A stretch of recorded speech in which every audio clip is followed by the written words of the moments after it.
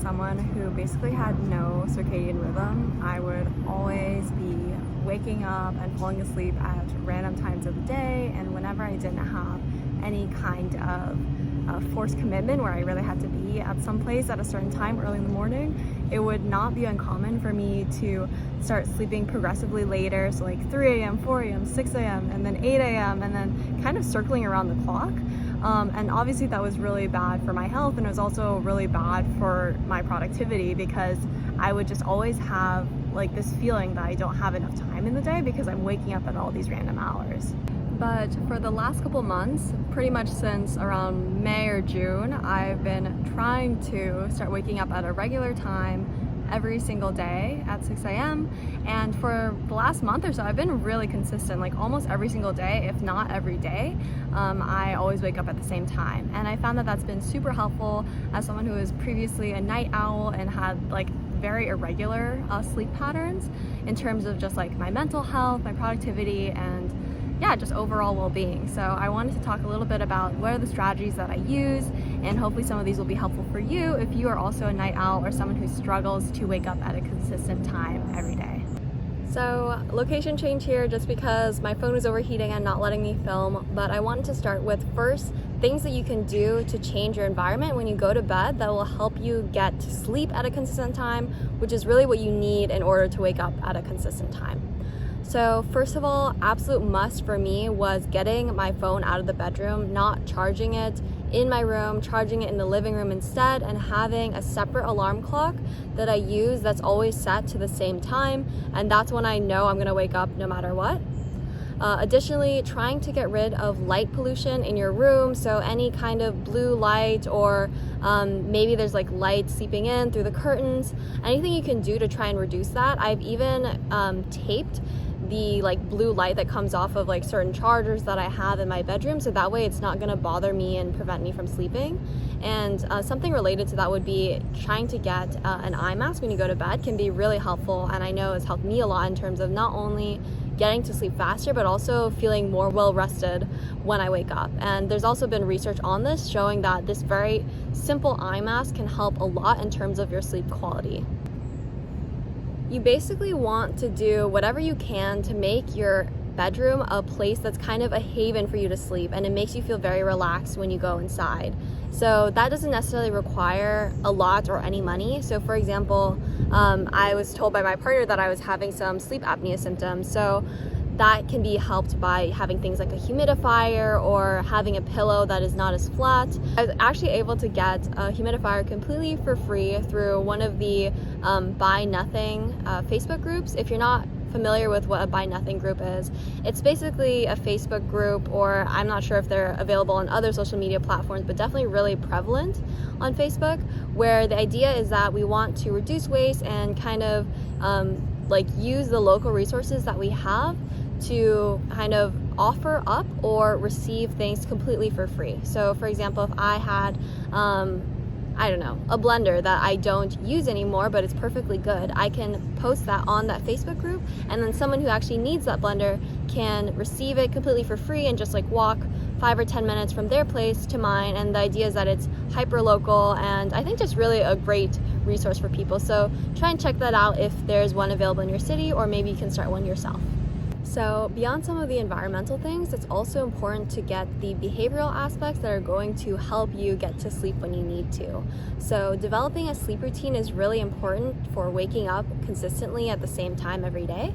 And so that's kind of something that you should try to decide in terms of what are the things that I want to do every night that are going to, one, help me be prepared for the following day, and two, help me start to kind of get sleepy and be in that mode to go to bed. So for me, obviously brushing your teeth, and I like to do that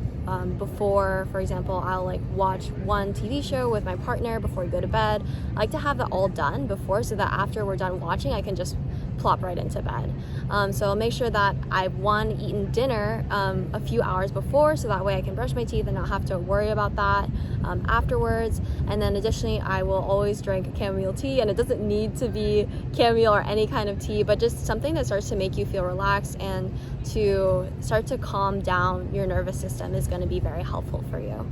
Now, the flip side of having that sleep routine obviously is you want to have a morning routine, and morning routines are things that have been discussed a lot on YouTube already, but I did want to share a couple key tips I think worked really well for me. So in addition to having my phone in another room, I also have my alarm clock near the door to my bedroom. So by the time I have to go and turn off my alarm clock, I'm already standing by the door and I might as well go to the bathroom and brush my teeth. I will say that definitely there are a lot of days where I get up and as I'm turning off my alarm clock, I'm thinking, oh, like, you know, maybe today will be the day that I just go back to bed, and then I go and brush my teeth, and then as I'm brushing my teeth, I'm thinking about how much I want to go to sleep. And then as I just continue doing those things and let those feelings kind of simmer and just like let them pass their course, eventually, like by the time I'm making my tea and like my caffeine for the morning, I'm already over that feeling and I'm ready to start the day. So I think it's very important to realize that that feeling and that craving to go get more sleep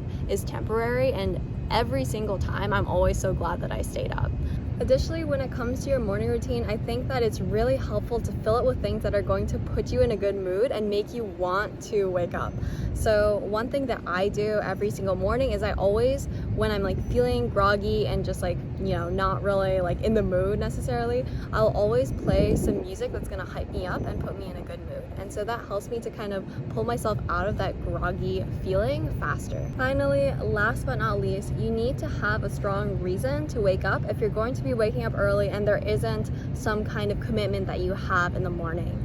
Now, for me, the reason why I started waking up early was for multiple things. First of all, I found that there was so much research that was saying that one of the best things you can do for your mental health is just to wake up at a consistent time every single day, even if you're sleep deprived on some days because you stayed up late. So that was a really big motivator for me. And then another reason why I wanted to wake up is because I felt like there wasn't enough time in the day, and also that the times of day when I did have time, I was already so tired. So I wanted to take advantage of the early morning hours to get work done that normally I wouldn't have the energy to do later in the day, and I wouldn't necessarily have that time to myself because other people are up, they're like messaging you or emailing you, or they just need things from you, you know? So it was kind of a dedicated time for me to focus on what is really important for me but may not be urgent or may not be something that I can easily tackle during the rest of my day. Now, a bonus tip when it comes to your why, I think, is also just having the tools to make executing what you really want to do easy. So I've talked about this in a previous video, but I do use my reminders app on my phone, and I will tag every single to-do with a specific day and sometimes a specific hour or location if that's appropriate. And that helps me a lot when I'm starting my day because I know exactly what it is, and my goal is to zero out all of my reminders for that day. And then I will combine that with my time tracker so I know that I'm actually using my time the way that I want to, or otherwise I can adjust it, as well as mapping on my reminders to specific times of day and fitting that in with my commitments, whether that's anatomy lab or for us we have introduction to clinical medicine today. How am I going to fit in all the things that I want to do on that schedule and still go to sleep at the time that I want to? So that is all for today's video, everyone. Thank you so much for joining me. I kind of just started this impromptu because I had a little bit of extra time after clinic, but hopefully it was helpful because I know that waking up at a consistent time every day has been so helpful for me in terms of getting things done and just being a lot more stable with my mental health. So I highly recommend it, and please let me know in the comments if there are any other tips that have worked well for you, and we can share that with one another. Bye.